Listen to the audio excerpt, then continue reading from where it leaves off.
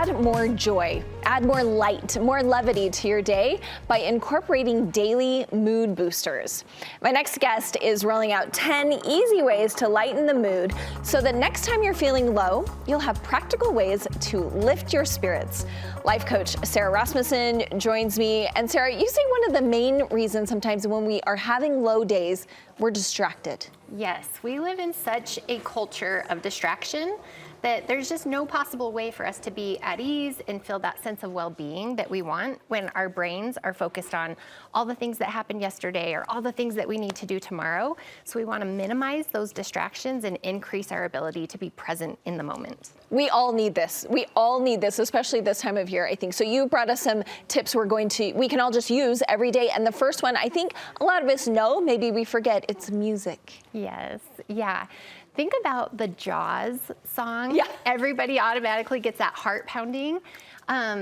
It's because music is meant to evoke emotion. And so we can use that to our advantage by creating playlists and immersing ourselves in music that helps to boost and lift our moods. I definitely have a playlist that is happy. It's called Happy, and because I know exactly what you're saying, it makes a big difference for us and for our kids. Absolutely. Okay, up next, you say there's something people deserve to do more often, which is celebrate our accomplishments. Yes. That is not what I'm doing. It's not easy. Yeah. If you think about how well we do this as children, they're like, Mom, look, look, and they want to celebrate and be recognized.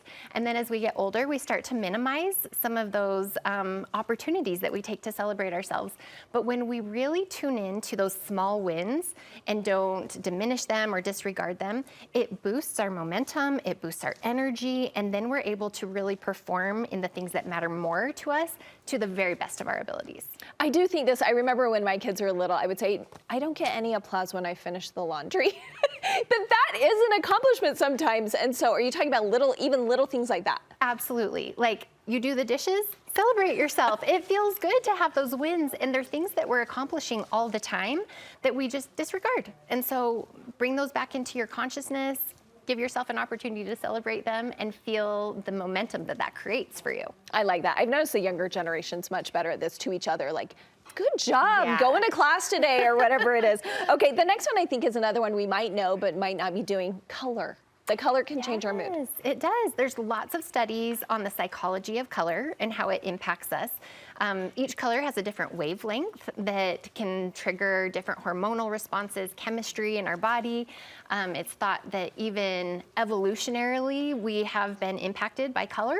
And so we can use that, again, to our benefits to increase our mood and create the experience that we want for ourselves. Yes, here's a little graphic showing us what the colors do for us. And I think that that is true. You think about the colors in your rooms or even what you're wearing this fun yellow today that just makes people happy. So remember our different colors and what those can do for us.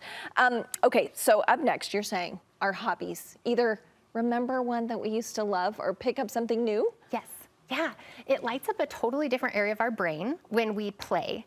Again, kids are so good at this. We need to kind of return to some of those foundational things that we're just innately born with when we are children, and involve yourself in something that excites you, that inspires you, that makes you want to light up and creates just kind of a different mode of operation than what you're typically doing when you're just in like production mode all the time. Yeah, and I love how you're saying it's almost like drawing out our inner child, because when we have little kids, I feel like we're doing these things a lot more.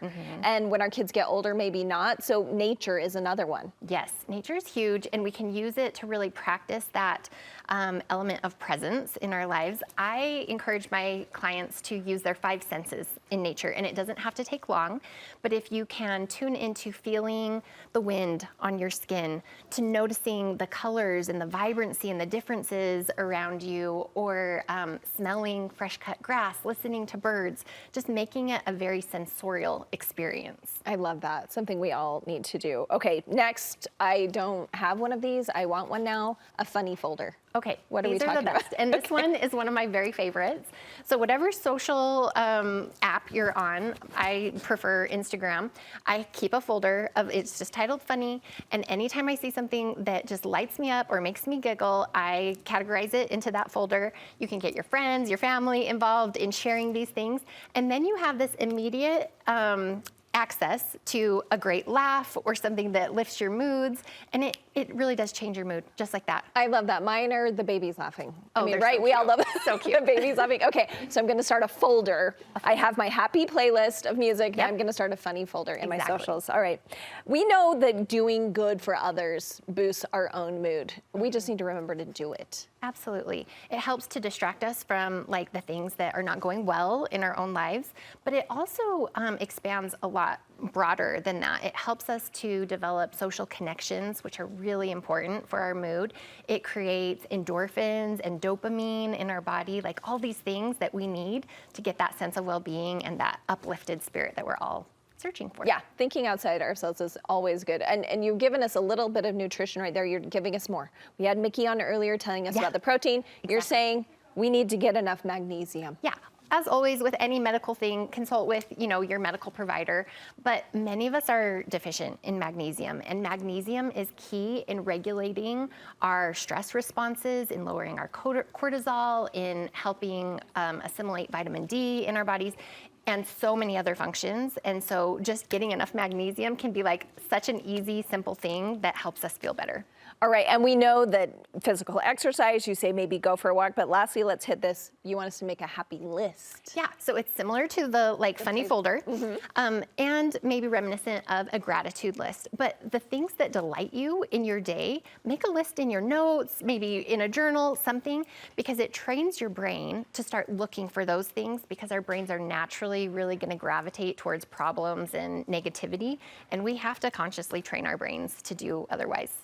All right, thank you for these really practical things. Happy playlist, I'm gonna do the colors, I'm gonna have a funny folder, I'm gonna do a happy list, all of these things we can do. Thank you so much. Where can people find more from you? You can find me on my website at lightpathcoaching.com or on Instagram at lightpathlifecoaching. Life Path. Thank you so much, Sarah. It's good to meet you. Thank you.